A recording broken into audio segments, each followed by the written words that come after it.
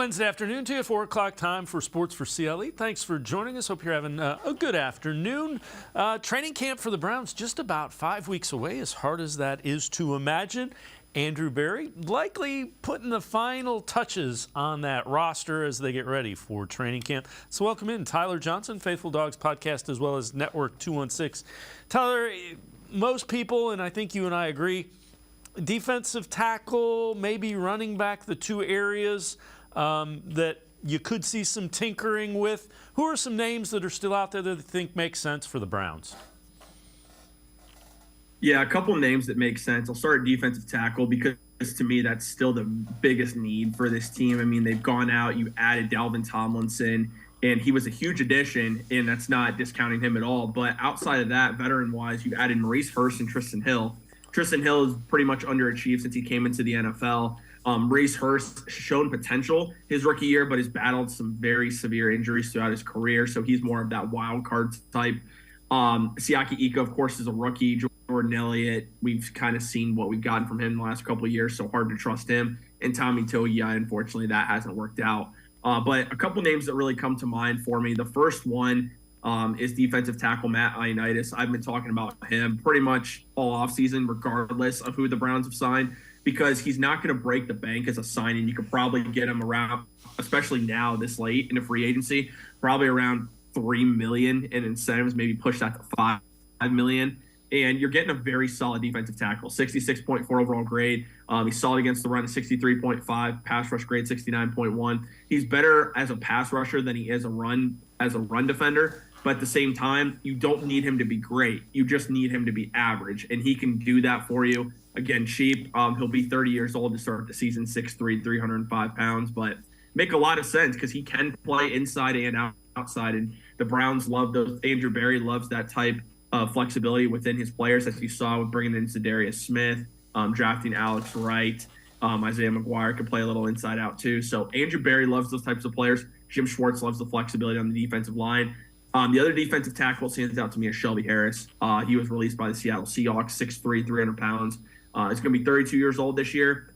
He played around a little over 500 snaps last year, so he can give you some really good reps, 73.2 overall grade, 76.9 run. Not as great as a pass rusher, better as a run defender. But again, I trust Shelby Harris and Matt Ioannidis starting next to Dalvin Tomlinson right now, as opposed to Siaki Ika, Jordan Elliott, Maurice Hurst. I'm a big Maurice Hurst fan, but I think he's more of a rotational guy. And then just at running back, Dave, the Patriots released James Robinson. I know he's had some injury concerns, but I would look at James Robinson. He's proven he can produce as an NFL back when given the opportunity. If you can bring him in as your third running back, maybe compete for a backup job, he's only 25 years old, so it's the type of player I could see Andrew Berry bringing in. Yeah, that's a low risk, high reward kind of guy. If he's healthy, you might have something. As you mentioned, rushed for 1,000 yards a couple years ago with the Jaguars. All right, this is from Brownswire.com. 3 position battles to watch as we wait for training camp, and we've touched on a couple of them. First one is swing tackle. They say James Hudson versus DeJuan Jones. Second one, back of the room defensive tackle. Some of the guys that we've mentioned, Perion Winfrey versus Maurice Hurst versus Tristan Hill. And then running back 3, Demetric Felton versus Hassan Hall versus to be determined. When you look at that swing tackle, Jones is a guy that's intriguing just because of his sheer physical size and his feet. And, he has first-round talent. Yeah, DeJuan Jones coming out, it still shocks me the Browns were able to get him as a 4th-round pick. It really does. I mean, he's 6'8", 370 pounds. He's a mammoth of a man, and as an offensive tackle, he has so much potential. He's 21 years old. I mean, this is a guy that you expect Bill Callahan to be able to mold and to be a future starter for you on the offensive line, and let alone this year being your 6th offensive lineman and your swing tackle. He's got way more potential, I think, than James Hudson. James Hudson, the thing with him is he has not played offensive tackle that long in his career. At Cincinnati, they transitioned him, I think, either a sophomore year, made him into an offensive tackle. It's going to take time for him to learn. He's still learning the position if we're thinking about, especially playing both sides of the line. But DeJuan Jones has all the potential in the world. And if he becomes the player we think he can be, even as a rookie, the Browns have an absolute steal in DeJuan Jones. So I can't wait to see what Bill Callahan is able to mold him into. If you can get him to buy in, because that is a big thing, is motivation with DeJuan Jones. If he can control his weight, buy into Bill Callahan, the Browns have a future starter at the position and maybe a future Pro Bowler at the position. Yeah, you're talking about a 6'8", 370 guy that can move. All right, the back of the rotation, defensive tackles. How do you think that one plays out? And I like Hurst. I'm with you, though. If he's healthy, it's going to be a guy that plays snaps in certain situations because Jim Schwartz will mix and match to benefit Maurice Hurst. Yeah, the back end of the defensive tackle, where we still have Perion Winfrey, you have Maurice Hurst, Tristan Hill. I still put Jordan right now. Some would say Jordan Elliott probably is that starter defensive tackle, just with experience. And it sounds like Jim Schwartz is liking what he's seen from him so far this offseason. I like Maurice Hurst, I really do. As you mentioned, he is a rotational guy for me, only because I don't know if his body can hold up as a full-time starter. I think that's the biggest question with him always is injury. He's got the potential. He's been starting next to Dalvin Tomlinson in OTAs and minicamp. I like what he brings to the position. Perion Winfrey is still a question mark because you think there's talent there. He also has had legal trouble. It looks like he's been cleared of that this offseason. So you're hoping he gets his head on straight, because I do think there's some talent there that Jim Schwartz can work with. But I'm curious to see how that back end shapes up, because I think Tommy Togiai might be a roster cut or a practice squad guy. Curious to see what happens with Tristan Hill, because I was not a huge fan of that signing. But at the same time, I trust Jim Schwartz and the talent that they have at the position. Yeah, the third running back will be interesting. Felton is a guy that was playing wide receiver. So it leads you. They say he's looked good and he could be that pass catcher, but you're still kind of wondering if they liked him as a running back, why'd you move him to receiver? I've always wondered that. Now, at UCLA, he's shown that he could do both, and they kind of used him as that Swiss Army knife type of player. But then you drafted him, and essentially he was going to be a running back in your return man. The return game has not gone well for him, we've seen. That has not been a good experiment for him. At wide receiver, you saw him getting snaps in the slot. He didn't really get the ball very often. And then if you want him to be your pass-catching back, that's fine. But I rather have molded him as a rookie into that role, as opposed to, you've played in the slot the last couple of years, we're going to move you back to running back. So I'm a little optimistic there. I'm not fully confident in them doing that, but a lot of fans really like Jedrick Felton and feel like he can be that third down guy. So let's see what he can do in training camp and in the preseason. Maybe he can be that guy, but if he doesn't, then you still have to go out and add another running back, because you did bring in Hassan Hall. We don't know if he's going to make the roster, especially now that the NFL has changed the way kick returns are. So what the Browns do at third running back, I'm still not convinced by John Kelly. Nothing against him. I just think he's a practice squad running back. He has been the last couple of years he's been here. So right now, Jedrick Felton, Hassan Hall, I think you still need to go out and add somebody. All right, this is from Touchdown Wire. NFL's all underrated team. One secret superstar from each of the 32 teams. For the Browns, they go edge rusher Ogo Okenrankwo. And Obo, again, he's pretty effective in kind of ascending at the back half of last season into prominence. And he is an interesting guy. He is an interesting player. They got him on I think what's a really good contract for him, 3 years, $6.3 million per year. You're only giving him about $12.5 million guaranteed. I think that's a solid contract for him. 75.1 overall grade, which ranked him 29th among all defensive ends last year. He finished the 2022 season. He was fantastic. 88.5 pass rush grade since week 7. Which ranked him 6th best among defensive ends, 22.9% pass rush win rate, 7th in his pressure percentage at 17.5%, which ranked him 8th over that period. He's never been a full-time starter. He's always been a really good rotational piece. And with Zadarius Smith here, he's going to be in that role. But maybe also he's going to learn a lot from Jim Schwartz. And when you move on from Zadarius Smith, because a lot of us believe Zadarius Smith is a one-year stopgap, Ogbo can step in. Then you have Isaiah McGuire that can step in also and be your third end, and you want to draft for depth, and that's what the Browns are doing. But Ogbo is a really good piece, very underrated player, and he's only 28 years old. And he did this all with the Houston Texans, who were one of the worst teams in the league. So I'm really encouraged by his signing. Yeah, I like it as well. You want numbers the way Jim Schwartz wants to play defense. You want numbers on that defensive line especially. Tyler Johnson and I are going to step aside, take a quick timeout. Other side of the break, we'll hear what some national folks think about Jedrick Wills. Sports4CLE will be right back. Stay with us.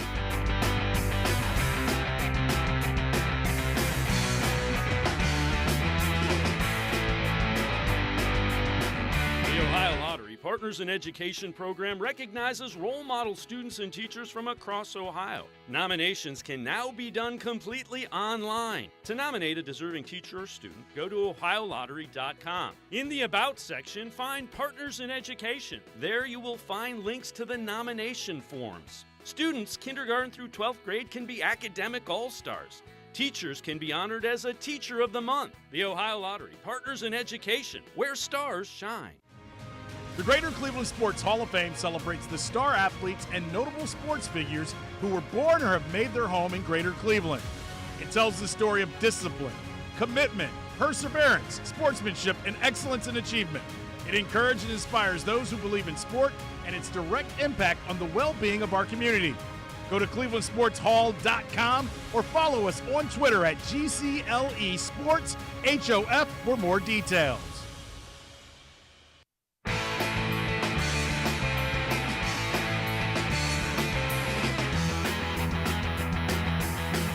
We continue talking Browns with Tyler Johnson from the Faithful Dawgs Podcast as well as Network 216. This is from the Locked on NFL Scouting Podcast, talking about Jedrick Wills, Browns left tackle who was taken number 10 overall in the NFL Draft. Jedrick Wills is probably going to get in free agency as an adequate level starting left tackle. How many $1 million a season? 10, 12. Can they afford that? They shouldn't. They shouldn't want to pay all the four opportunity cost of signing him feels like you're losing better players to just retain the chemistry of your offensive line, especially because you drafted DeJuan Jones in the 4th round. And let's hope that's a good environment for him. And let's hope he can live up to his physical potential, because if he does, I'd much rather have the player with plenty of talent on a rookie contract than make a new investment in Jedrick Wills and then potentially lose the opportunity to upgrade somewhere else along this roster. So, Tyler, basically 2 years for Jedrick Wills. This year and next, he's under contract. They picked up the 5th-year option, 14 million and change. He's got to show that he is above a middle of the road starting left tackle. Yeah, Jed Wills is going to be 24 this year. This could be his 4th year with the Browns. Picking up the 5th-year option always made a lot of sense because you need to see really what you have in him, and it's better off to give him unless you know that he's just a terrible NFL player, then they wouldn't pick it up. But if you still believe in the potential he has, it makes a lot of sense to pick up that 5th-year option. He's never graded above a 70 overall on Pro Football Focus, so that's not really encouraging to see. His pass blocking grade has always been better than this run blocking grade. He's never graded out well as a run blocker. You hope he can take that step forward this year, and you hope he can stay healthy first and foremost. When he gets injured, his level of play drops dramatically, and I know a lot of people say, well, if any player gets hurt, normally they're not going to play well. Well, Jed Wills has already proven that in some cases he's not necessarily played it at an average level. So when he gets injured, he falls to a backup level as far as production. So you really want to see him take a step forward this year. As you say, he's got 2 years to prove it. DeJuan Jones is on the roster, and I'm hoping them drafting DeJuan Jones and knowing the talent that DeJuan Jones has, that pushes Jed Wills to become the player that a lot of us hope he can be. He doesn't need to be an all-pro left tackle. He needs to be a solid starter at an NFL level, because if he's not, the Browns can go out and bring in a free agent that could be cheaper, might be older, but could be a stopgap for a couple of years, because you do have to find your franchise left tackle, whether that's Jed Wills or whether you have to bring someone in free agency and eventually draft a guy, or maybe DeJuan Jones can be that guy. But a lot of pressure on Jed Wills this year. He needs to start performing, or the Browns are going to look to cut ties with him in the near future.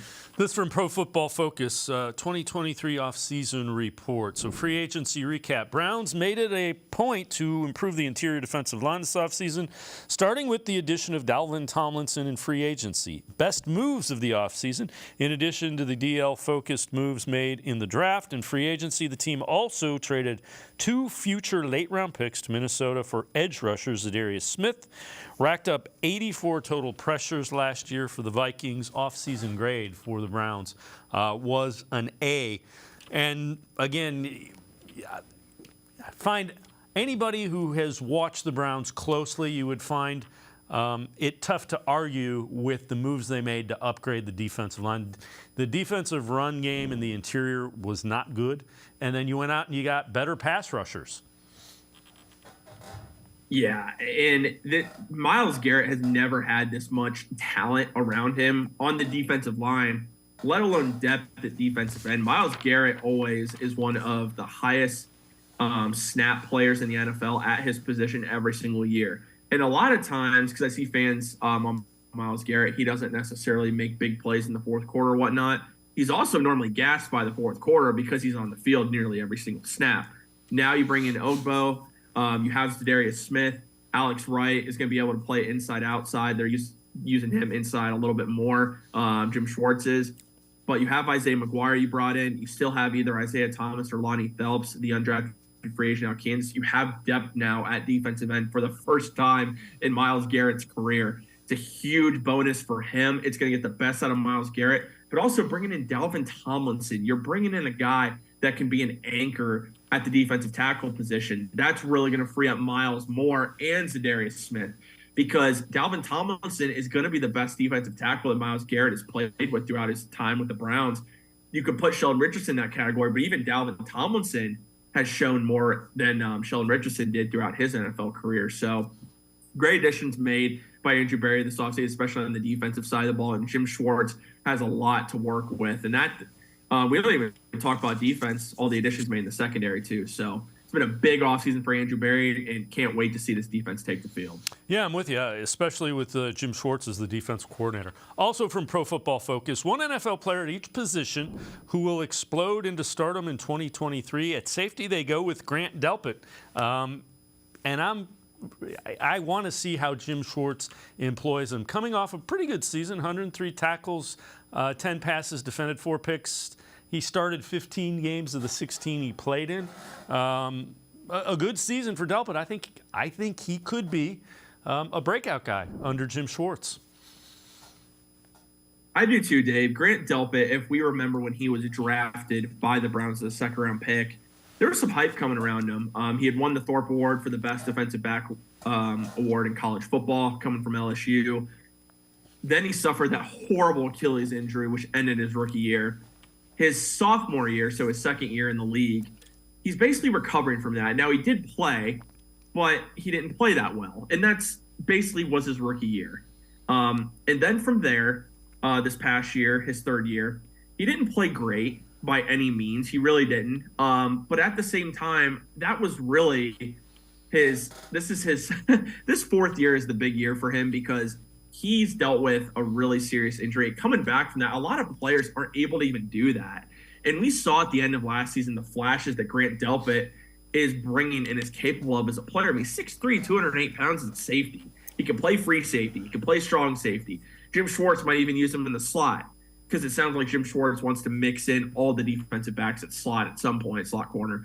But a 63.6 overall grade, average, not great, 69.3 against the run. And then a 62.5 in coverage. It's not great, but what's encouraging to you, the number of tackles, that's really encouraging. So he shows he's able to make tackles really well, but also the interceptions. 4 interceptions. That was tied for 7th in the NFL. So Grant Delpit has an opportunity to really establish himself on this defense under Jim Schwartz and potentially earn a contract extension in the offseason. Tyler Johnson and I are going to step aside, take one more time out. Other side of the break, we'll talk a little bit about Amari Cooper. Just how good is he? Sports4CLE, we'll be right back. Come back to go forward. Back to learning new things. Back to pursuing your dreams. Tri-C has flexible learning options to fit your life. And every year, more than 1,000 local companies provide Tri-C students with real-world learning. The right education can boost your lifetime earning power by hundreds of thousands of dollars. Start now with a college education you can afford. Try C, where futures begin.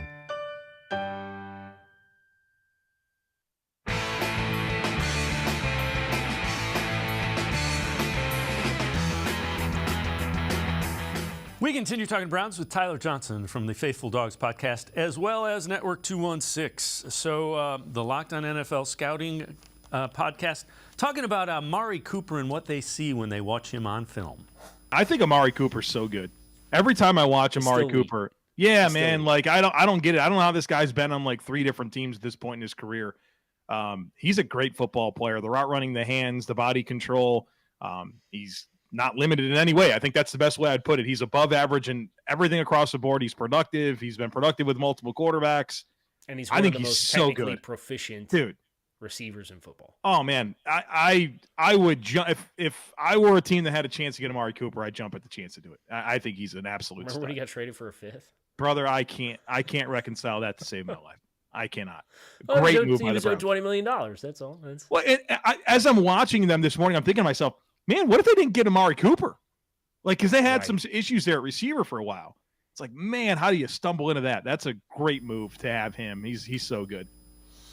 And Tyler, the thing that goes unstated, we didn't know last year, he's playing with a core muscle injury when Deshaun Watson came back. So he wasn't 100%, and he was still pretty good. Yeah, the fact that Amari Cooper put up the numbers he did, and I'll go over them, 78 receptions, and that was on 126 targets. He still nearly had 1,200 yards receiving, 9 touchdowns, which was 4th in the NFL, 81.2 overall grade, 83.6 receiving grade. He did that with, and this isn't a knock against Jacoby Brissett, he did that with Jacoby Brissett as his quarterback.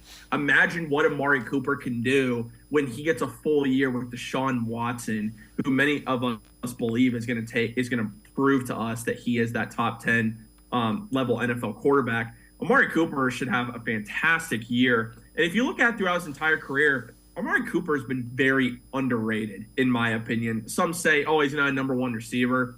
Amari Cooper's had nearly 1,000 yards or well over 1,000 yards every year of his career, I believe, except for 2021 in Dallas. And Dallas had a lot of other issues in 2021 at the quarterback position. So Amari Cooper's produced everywhere he's went.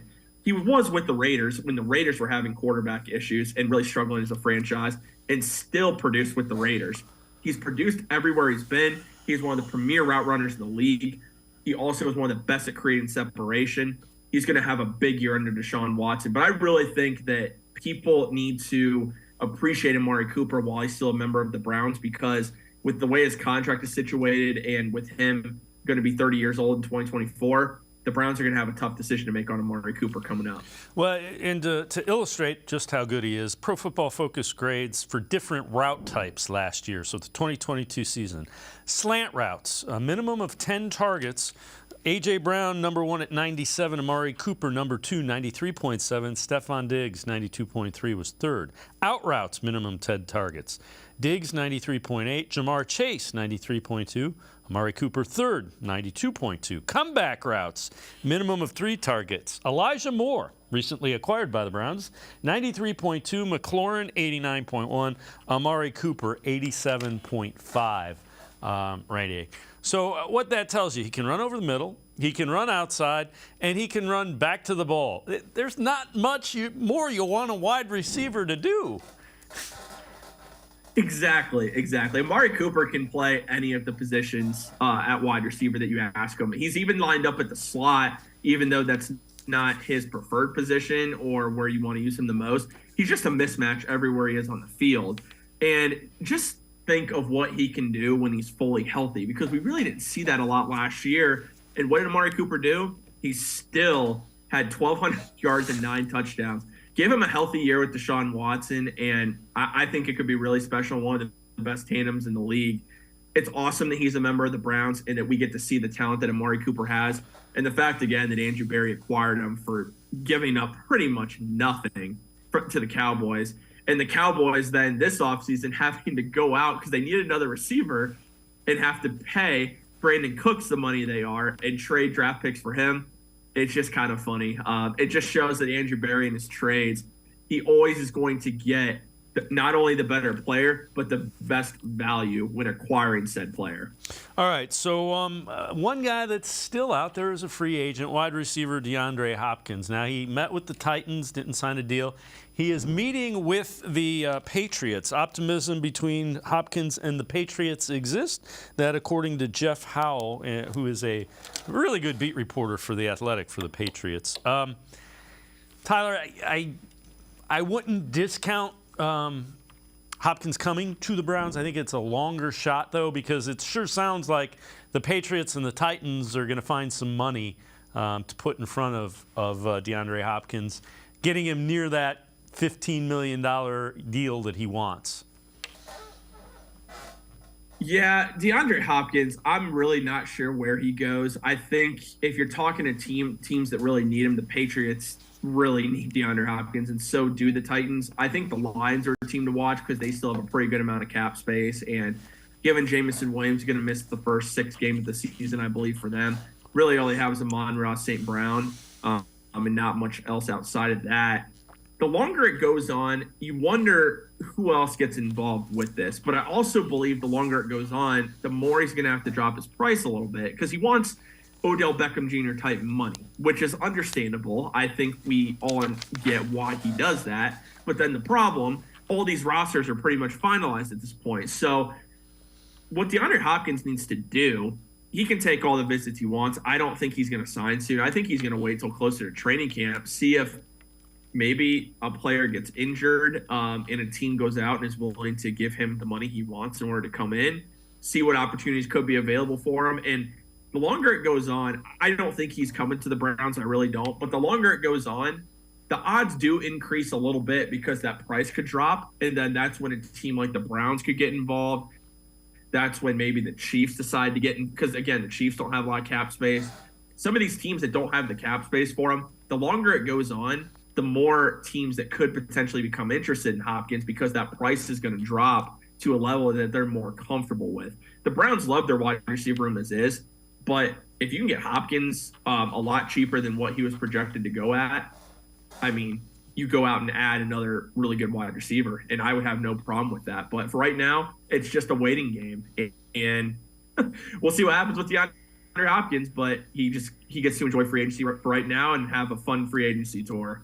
Yeah, and it's a guy that Deshaun Watson's familiar with, which is actually an added bonus as well. Tyler Johnson, as always, great stuff. Appreciate the time and the insight. Thanks very much, Tyler. As always, Dave, my pleasure. Thank you very much. Tyler Johnson, make sure you check him out, Faithful Dawgs Podcast, as well as Network 216. We're going to step aside, take a quick time out. Other side of the break, Jeff Lloyd from the Locked On Browns podcast. Still talking Browns on Sports4CLE. Stay with us. Come back to Go Forward. Back to learning new things. Back to pursuing your dreams. Tri-C has flexible learning options to fit your life. And every year, more than 1,000 local companies provide Tri-C students with real-world learning. The right education can boost your lifetime earning power by hundreds of thousands of dollars. Start now with a college education you can afford. Tri-C, where futures begin.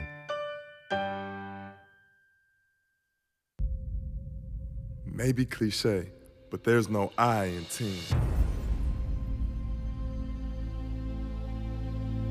The only identity that matters is we. The collective effort to love thy neighbor is needed now more than ever. The responsibility behind pronouns such as I, me, and mine impact we, us, and ours. So understand that you make all the difference in the team. He, him, her, or she can't disturb our peace, since we control our destiny as student athletes. This is the power of pronouns.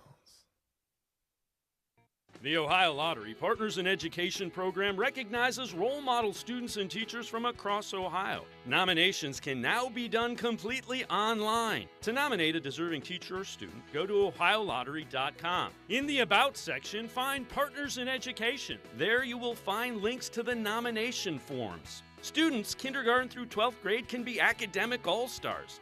Teachers can be honored as a Teacher of the Month. The Ohio Lottery, partners in education, where stars shine.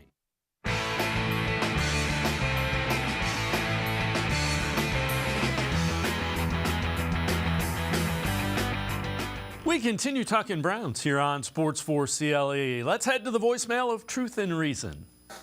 Hey, Dave Frank from Cleveland. The Browns are going all in. Why don't they rework some contracts that Sean Watson said he would to get Hopkins here? Rework a couple more contracts, bring in the running back from Minnesota. If we're all in this year, it's only 1-year deals, and we'd be stacked all the way around. What do you think about that, Dave? All right, great show, brother. Love you. Be safe, and I'll be in touch.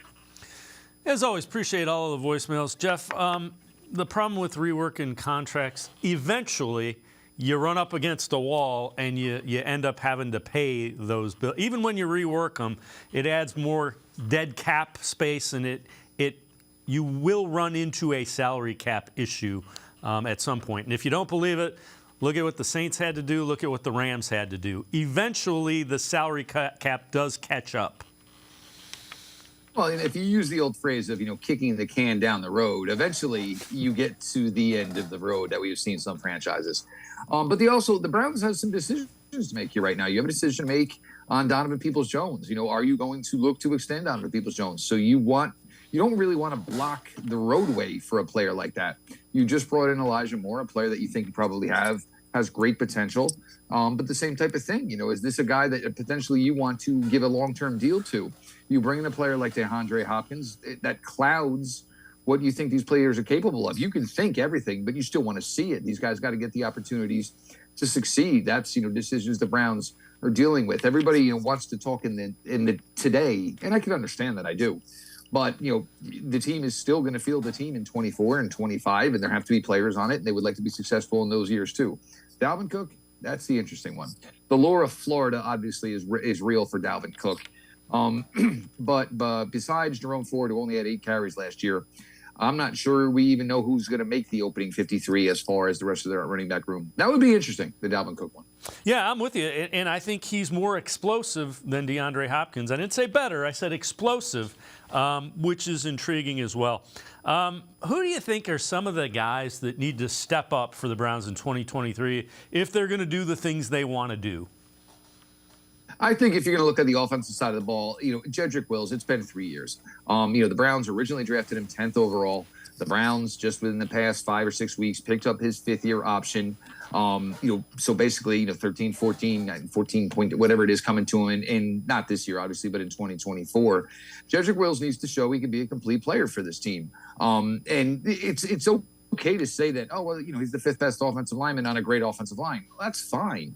But this team did invest in number 10 overall pick. For Jedrick Wills, it's time to put it all together and, become, I'm not putting, lofty expectations that he's got to become a top 5 left tackle. But everybody, it's okay. He's a middle of the road left tackle. I'm sorry. He was a number 10 overall pick. He needs to perform better than that level. Other side, defense side of the ball, it's a little bit different over there. Jeremiah Owusu-Koramoah, obviously, last year was difficult with the state of the defensive tackle room, injuries. But I think Jeremiah Owusu-Koramoah, this is a team when they drafted him and traded up in the second round to draft him, they really thought that they were going to get a playmaking linebacker, who's capable in every aspect of the game. And we've certainly seen times where, JOK has shined for this franchise. And if you do look at his production, this is a guy, if you look at it from 17 games, should give you 120 or more tackles per season. But the Browns are going to want to hopefully rush 5 this year. We've heard Jim Schwartz say it, which means in that situation, most likely, you're going to play 5 defensive backs and you're going to have 1 linebacker chasing everything around. Jeremiah Owusu-Koramoah fits that bill. This should be the year kind of where he puts it all together. Anthony Walker, obviously Sione Takitaki, a lot more experience. Both are coming back off injuries. I think for the Browns on the defensive side of the ball, they really, really need for Jeremiah Owusu-Koramoah to take that next step and not just be a good linebacker for them, be a great linebacker for them. Don't you think? I think Jim Schwartz's style fits him perfectly because he wants the defensive line to get upfield and the linebackers to clean it up. And in order to clean it up, you got to be fast and aggressive. It plays right into what they believe he was when they drafted him. I think the scenario sets up perfectly. You see all the work they've done as far as, acquiring, pass rushers, and, there going to be a lot of cleanup tackles on quarterbacks. There's going to be a lot of quarterbacks looking to check down, to running backs or maybe even tight ends who are, peeling off blocks themselves.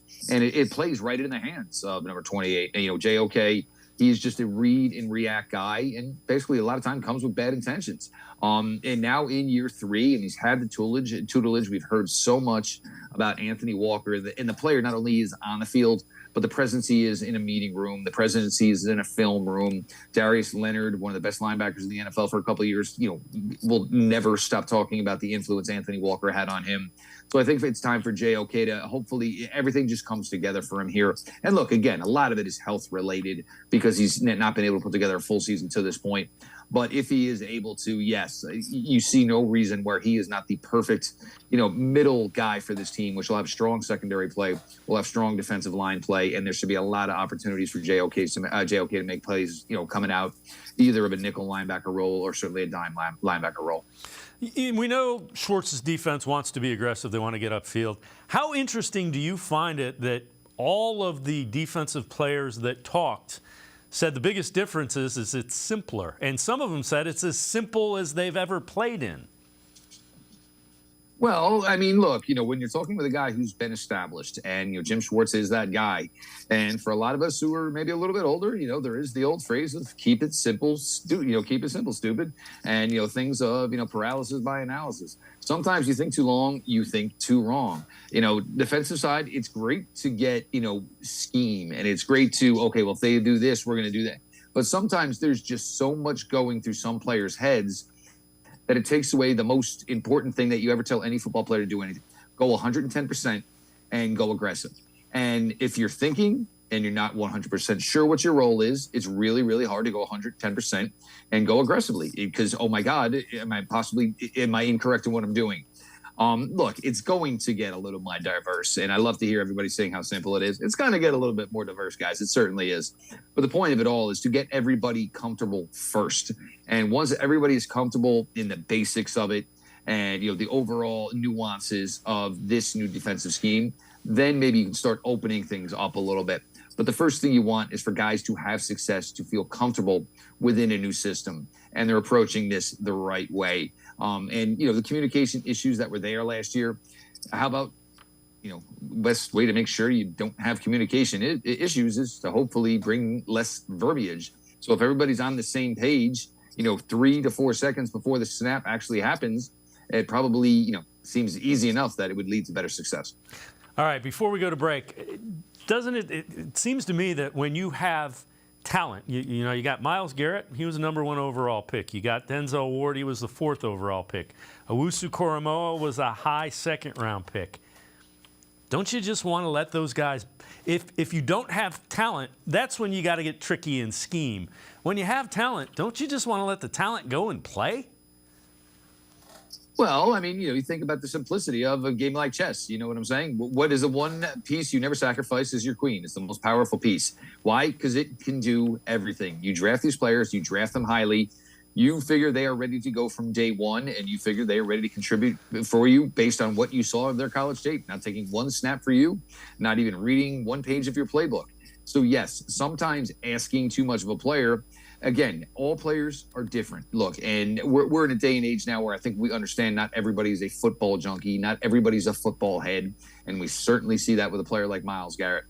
But if they know what they're doing and they do it well, then yes, just let the players go out and compete like they are capable of competing of. It's just clouding things, and the more players are thinking on a field, it is normally the less they are reacting, which is a recipe, for, I don't want to say necessarily failure, but it's a recipe to not get the best out of that individual. Jeff Lloyd from the Locked On Browns podcast and I are going to step aside, take one more time out. Other side of the break, we'll hear what some folks are saying about Elijah Moore, Browns' new wide receiver. Sports4CLE, we'll be right back. Stay with us. The Ohio Lottery Partners in Education program recognizes role model students and teachers from across Ohio. Nominations can now be done completely online. To nominate a deserving teacher or student, go to ohiolottery.com. In the About section, find Partners in Education. There you will find links to the nomination forms. Students kindergarten through 12th grade can be academic all-stars. Teachers can be honored as a Teacher of the Month. The Ohio Lottery, partners in education, where stars shine. The Greater Cleveland Sports Hall of Fame celebrates the star athletes and notable sports figures who were born or have made their home in Greater Cleveland. It tells the story of discipline, commitment, perseverance, sportsmanship, and excellence in achievement. It encourages and inspires those who believe in sport and its direct impact on the well-being of our community. Go to clevelandsportshall.com or follow us on Twitter at GCLE Sports HOF for more details.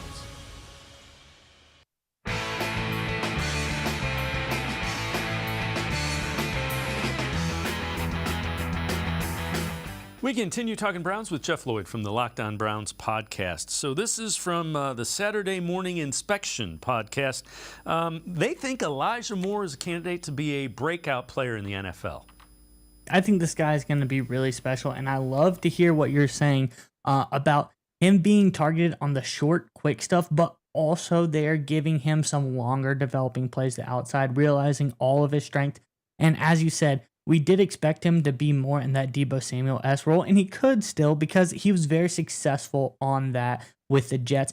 But, you know, if we take a look back at his stats, let's cross out last year, because last year for the Jets was very uninspiring, a lot of controversy, not great quarterback play. But 2 years ago, a little bit more stable. 2021, Elijah Moore had 5 carries for 54 yards and a touchdown on 10.8 yards per carry. So that was pretty good numbers in the rushing department when given those opportunities. Also very successful, 43 catches for 538 yards, 5 touchdowns his rookie season. So those are really good numbers. He looked like he got to a strong start there. We see the speed bump, and now he's to a better team, a team that I think can utilize him a little bit more successfully in the Cleveland Browns. So Nick, I think what you were alluding to, does Elijah Moore, is he really that guy? Did he just get to the Jets and all of a sudden start stinking? No, I don't think so. I think last year was such a bad year. Everyone on the Jets, if you look at their numbers, looks like they were terrible at football. Jeff, the comparisons to Deebo Samuel are interesting because we saw the Browns line him up in the backfield, which is intriguing. I think Kevin Stefanski is going to find a way to get the ball in his hands in open space. I'm pretty much now on record. I think that Elijah Moore most likely is going to lead this team in receptions in 2023.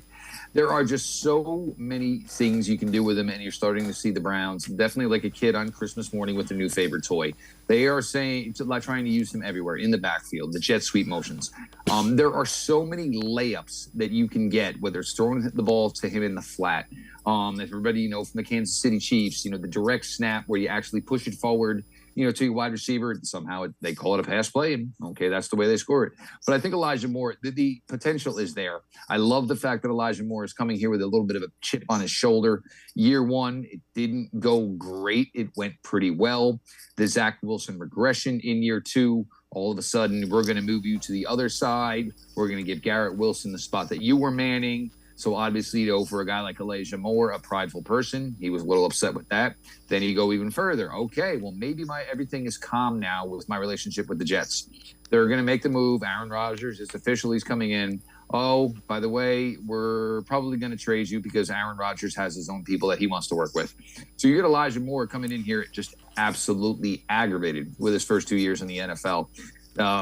The little, I don't want to joke, but the old joke of, the Napoleon complex. Elijah Moore is a big time player. He may not be a big player on the field, but he has got all the talent. And this is one, I think we're going to go back in a couple of years and the Browns are going to be like, wow, did they really, really pull this off just by giving up a second round pick, but taking a third round pick in return to get a player who's basically put up 80 and 1,000 in a couple of years here with Cleveland. Yeah, I'm with you. I liked it when it happened, and the more that I see how they're going to use him, the more I like that move. All right, so who do you think could be an under-the-radar pass catcher that kind of flourishes in this system with Deshaun Watson? If you had asked me this a few days ago, I don't know if I would have given you this answer. I think Harrison Bryant. I think there was a chance where Harrison Bryant could have been the odd guy looking in on this team. Now that the contract is solidified, reworked, guaranteeing the fact that he will be here this year, Harrison Bryant is interesting because he's listed as a tight end. Went to college as a wide receiver, wasn't fast enough, asked him to put on a little weight, use him as, a move tight end, so to speak. The blocking has never truly come around, and I don't think anybody ever expected it truly to come around. But if you want to, you can split Harrison Bryant out wide.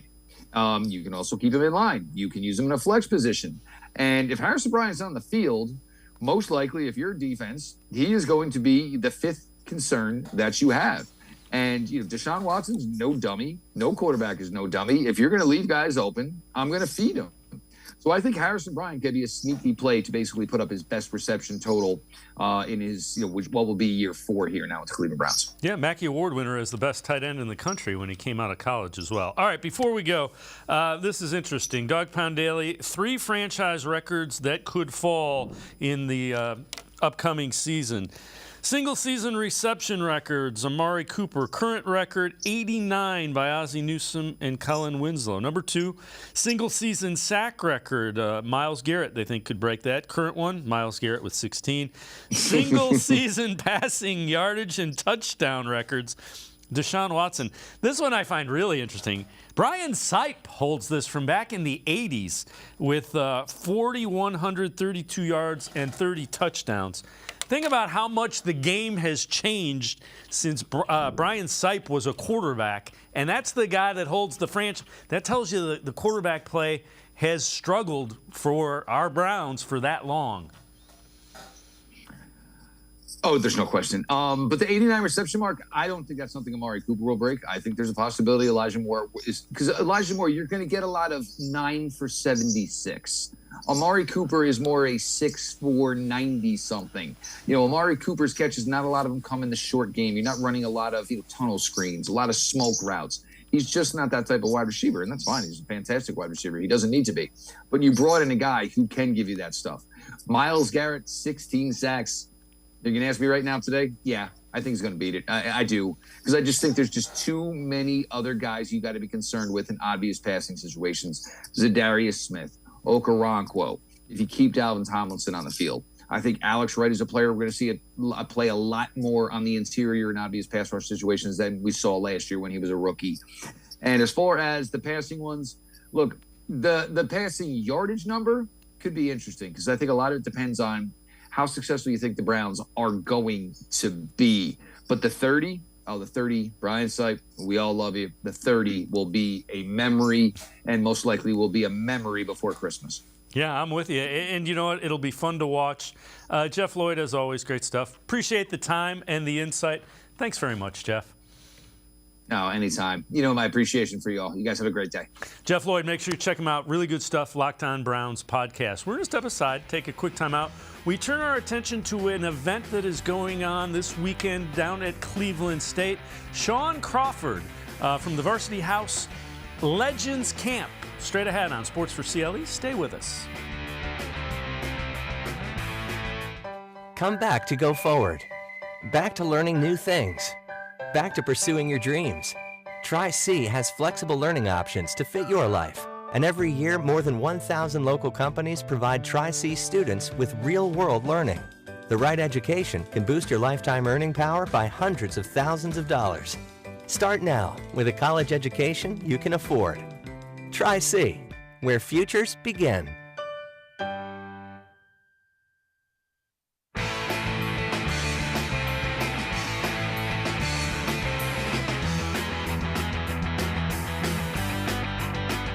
Sports4CLE continues. We turn our attention to an event going on this weekend downtown at CSU's Krensler Field, Varsity House Local Legends Camp.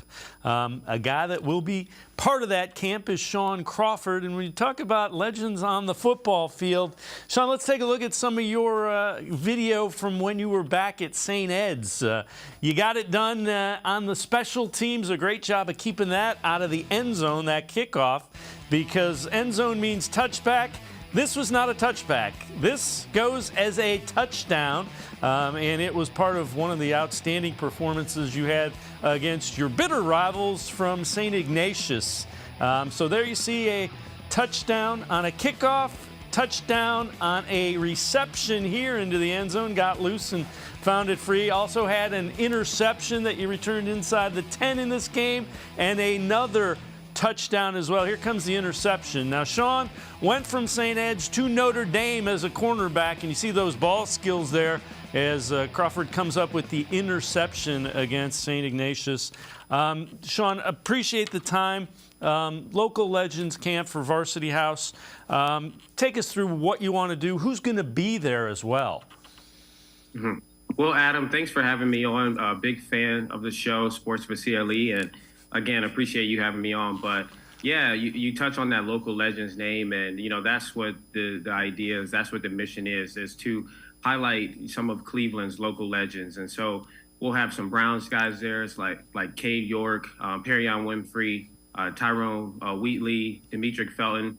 We'll have some other NFL guys who are from Cleveland, Ohio, like Kobe Bryant, who's now on the Seahawks, Andrew Dow, who's on the Saints, a guy from Akron St. Vincent St. Mary, who's also a former Ohio State national champion, Dorian Grant, and then also just myself. We want to touch on just bringing just different walks of life around the community of Cleveland. Some guys who have grown up in Cleveland, some guys who are now in Cleveland, playing for the Browns. And so we want to take this opportunity to be able just to put the local legends, in front of our young community today. Because, as a kid growing up, and for myself, being an athlete, wanting to, have dreams of playing in the NFL, watching guys on TV, I never really got to, meet an NFL player or meet someone who was a public figure, up close. And, while I was chasing that dream as a young kid. And so this, I just see as an opportunity with my network and just, my background for me to have an opportunity to give the kids of Cleveland and then also just Northeast Ohio in general, an opportunity to be face to face with with someone who's living a dream that they want to once live. So again, it's Varsity House and the Local Legends Camp. It'll be the 17th from 10 a.m. to 1 p.m. Krensler Field, CSU. What's the mission statement of Varsity House? That's the organization that you work for that's putting this on. Mm-hmm. So I founded Varsity House shortly after I was done playing in the NFL, and I wanted to create an opportunity for fans and people in the community to connect with public figures and athletes. And so just through different types of mediums, that I feel like that's the way that we can achieve that, whether it be storytelling, a podcast that we have that has now been launched for a year, live events, we do meet and greets, we do live podcasts, we have merch, and then we also do camps and things like this. And so being able just to offer different types of experiences for the community, for fans, that connect them in a more engaging way with the players. And so obviously you can go to games and you can maybe wait around after for an autograph, for a picture, but I'm a firm believer of having a guy take their time out of their day and to give back to the community. That you're going to get a great a piece of their time, and especially for this camp, it's a 3-hour camp, so you'll get your undivided attention for 3 hours. A little kid, boy or girl, will be able just to run up to one and ask any question that they may have, anything that they've ever wanted to ask an NFL player or pro athlete, or even for this camp, we have guest speakers like Mayor Bibb, we have Bernie Kosar, we have Bridget Litton, and so we'll be able just to bring just forth any walks of Cleveland, all centered around sports, all centered around Cleveland. So any boy or girl who has a dream to be involved in any type of sports, or even politics growing up, you'll be able to ask a question to someone who will be there. Grades are 2 to 8. Is it kind of to get the younger kids to kind of say, that could be me? Definitely, because at that age, I feel like your imagination is running, and so you pretty much probably haven't determined what you want to do yet, what you want to study, or maybe even where you're going to end up in school. What high school you may go to, what even middle school you may go to, and so we think this is a pivotal point to where the imaginations are running wild, and I believe that's a good thing. This is an opportunity for kids to, if they have a dream to, if a young lady has a dream to want to be a host for the Cleveland Browns, well, we'll have Bridget Litton there, who's now the current Cleveland Browns host, and they'll be able to ask her questions. They'll be able to get insight from her. If they want to touch on education about the game, whether it's head injuries or mental illness or anything, mental health, anything like that, we'll have Bernie Kosar there. You can touch base with him. If you want to be the greatest, special teams player or kicker in the NFL one day, we have Kay York there, so you'll be able to talk to him as well. And so I think there'll be a different group of people here that all, like I said, all are from Cleveland or in the community of Cleveland now that will be able just to inspire the youth and really just be a friend and just be someone that they can lean on for these 3 hours. And hopefully, the relationship continues and they'll be able to reach out to them further on. Now, you do have 3 current Browns players, Cade York, Demetric Felton, Perrion Winfrey. And you mentioned Bernie Kosar, Mayor Bibb. How did you get those lined up, and how receptive were they when you asked them and told them what you want to do? Mm-hmm. Yeah, so just starting Varsity House a year ago, it started out just as a podcast. And so when I first started off, I have a network of, friends who are in NFL, just me growing up, training with guys in Cleveland, playing against guys in Cleveland, but also, going to Notre Dame. And St. Ned's given me the great opportunity to travel and be a part of just a great football industry where I met a bunch of guys along the way. And so now, when we started the podcast, I had some friends who were on the Browns, like Greg Newsome and JOK and Chubb and Demetric Felton. And so they were all, willing to help me start that podcast and have them on for an episode. And so when we started doing the podcast, I started reaching out to different people, just trying to find different ways to create engaging content and also bring it back to the community of Cleveland. And so reached out to Mayor Bibb once, and he was grateful enough to say yes. So we did an episode with him, and then from that moment on, we developed a great relationship. And so I told him we had bigger plans for the future. I didn't really know what they were yet. we were just going with the fly, and so I just knew that the podcast was great. It was a way for the community, fans to connect with their favorite player. But I wanted to do something to where it was more impactful, more engaging. And so we came up with these live events, these camps, and so. When I reached out to Mayor Bibb, he was all for it. And when I reached out to, Demetric Felton again and reached out to Cade, they were all for it. I was a little shocked, honestly, because it is their little break that they have before the season starts. But when I mentioned that it was for the kids and it was for the community of Cleveland, they were all for it. They were very excited. And so, once they got excited, I got even more excited because I was like, okay, now this is something that'll actually work. So I can't thank those guys enough for, giving their time and coming out this Saturday. And you plan on doing these more than just once. You would like to make these camps a regular thing that occurs. Definitely. Just with, I mentioned some other guys that we've had on the podcast that I have a relationship with that are in Cleveland who won't be at this camp. So definitely leaves opportunity for more camps. And this is our first annual. So we definitely want to, bring another one next year. And maybe, even next year we can do a few of them because we've had to close the registration. Just we don't want to have too many kids now, but we had to close the registration. And so, but knowing that there's still people out there who want to register and things like that, and receiving emails on updates on how to get involved with the future events is definitely, eye-opening to, okay, this is something that the community needs. This is something that community wants. And so we'll continue to just try to provide these different opportunities. Like I said, camp is one of them. We want to set up some meet and greets with a live pod and then Q&As for fans. And so we'll create different live events and experiences to that way that'll connect the community to players again. Good stuff. Shaun Crawford, appreciate the time. Keep up the good work with the Varsity Podcast, the Varsity House local Legends Camp, as well as the podcast. Great stuff. Thanks very much, Shaun. Appreciate it. Yeah, thank you. Thanks for having me. All right. Shaun Crawford, again, Varsity House Local Legends Camp going on Saturday, 10 to 1 at Krensler Field, CSU. It's really good stuff. That's going to do it for this edition of Sports for CLE. We'll see you back here tomorrow at 4 o'clock. Have a great night, everybody. See you tomorrow at 4 on Sports for CLE.